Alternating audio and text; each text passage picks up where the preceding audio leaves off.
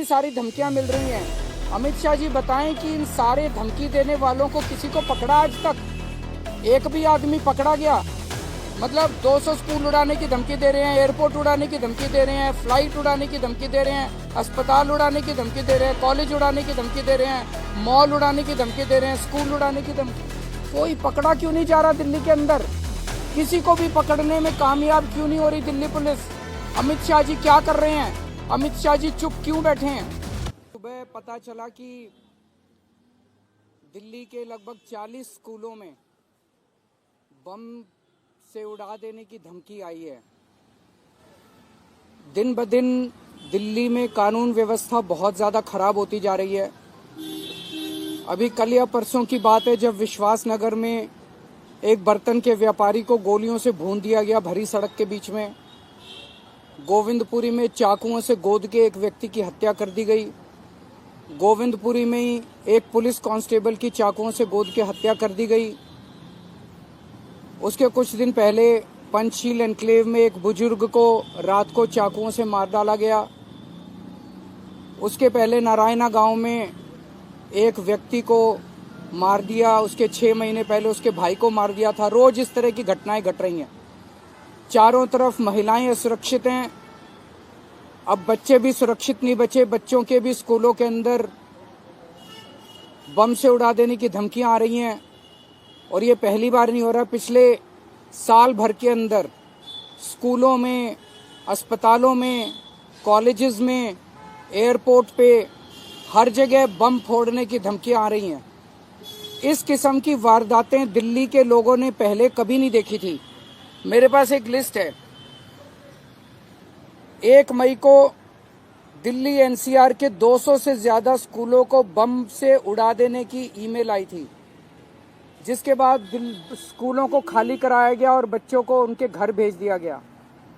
आप सोच सकते हो कि इस किस्म की धमकियों से बच्चों के और बच्चों के माँ बाप की मनोस्थिति पे क्या असर पड़ता है। हर व्यक्ति दहशत में आ जाता है।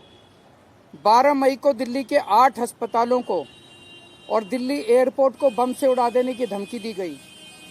24 मई को दिल्ली यूनिवर्सिटी के कई कॉलेजेस जैसे Hansraj college, Gargi college, Ramjas college, Indraprastha महिला कॉलेज और कई अन्य कॉलेजों को बम से उड़ा देने की धमकियां मिली। 20 अगस्त को साउथ दिल्ली के 3 मॉल और एक अस्पताल को बम से उड़ा देने की धमकी मिली। 21 अगस्त को दिल्ली एनसीआर के 100 अस्पतालों और एक शॉपिंग मॉल को बम से उड़ा देने की धमकी मिली। 20 अक्टूबर को दिल्ली के रोहिणी में स्थित सीआरपीएफ के स्कूल में विस्फोट हुआ। ऐसा नहीं कि केवल धमकियां मिल रही हैं। 20 अक्टूबर को सीआरपीएफ के स्कूल में विस्फोट हुआ। 28 नवंबर को प्रशांत विहार के एक पीवीआर में धमाका हुआ। 27 अक्टूबर को दिल्ली एयरपोर्ट से जुड़ी 8 विमानों को बम से उड़ा देने की धमकी मिली। 29 नवंबर को रोहिणी के वेंकटेश्वर ग्लोबल स्कूल को बम से उड़ा देने की धमकी मिली। और आज 9 दिसंबर को डीपीएस आरके पुरम और जीडी गोयंका सहित 40 स्कूलों को बम से उड़ा देने की धमकी मिली है। मैं अमित शाह जी से हाथ जोड़ के विनती करना चाहता हूं। दिल्ली की जनता आपसे जानना चाहती है कि आप दिल्ली के लोगों को सुरक्षा देने के लिए क्या कर रहे हैं। दिल्ली के लोग आपसे कुछ नहीं मांग रहे। हमें राजनीति नहीं करनी, हमें केवल सुरक्षा चाहिए और सुरक्षा देने की जिम्मेदारी आपकी है। आपको सुरक्षा देनी पड़ेगी।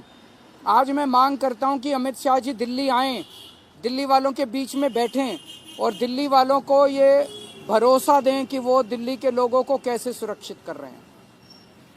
अगर आपके 1-2 क्वेश्चन है तो सर, मनीष जी की सीट बदली की चर्चा अभी इसके ऊपर बात करते हैं। वो सारी तो पिछली बार जो धमकियां मिली थी 200 स्कूल्स को, उसमें कोई कार्रवाई अब तक हुई? अगर ये होती तो क्या? अगर वही मैं कह रहा हूँ कि ये इतनी सारी धमकियां मिल रही हैं। अमित शाह जी बताएं कि इन सारे धमकी देने वालों को किसी को पकड़ा आज तक? एक भी आदमी पकड़ा गया? मतलब 200 स्कूल उड़ाने की धमकी दे रहे हैं, एयरपोर्ट उड़ाने की धमकी दे रहे हैं, फ्लाइट उड़ाने की धमकी दे रहे हैं, अस्पताल उड़ाने की धमकी दे रहे हैं, कॉलेज उड़ाने की धमकी दे रहे हैं, मॉल उड़ाने की धमकी दे रहे हैं, स्कूल उड़ाने की धमकी। कोई पकड़ा क्यों नहीं जा रहा दिल्ली के अंदर? किसी को भी पकड़ने में कामयाब क्यों नहीं हो रही दिल्ली पुलिस? अमित शाह जी क्या कर रहे हैं? अमित शाह जी चुप क्यों बैठे हैं? सर, इस बार के चुनाव में ऐसा लग रहा है कानून व्यवस्था को आप बड़ा बना रहे हैं और जो आपके निशाने पे है वो अमित शाह जी है। मोदी जी ना हो के इस बार फोकस शिफ्ट हुआ है। क्योंकि जिम्मेदारी लॉ एंड ऑर्डर की जिम्मेदारी उनकी है। मैं राजनीति नहीं करता। इसी से साफ जाहिर है कि मैं राजनीति नहीं कर रहा।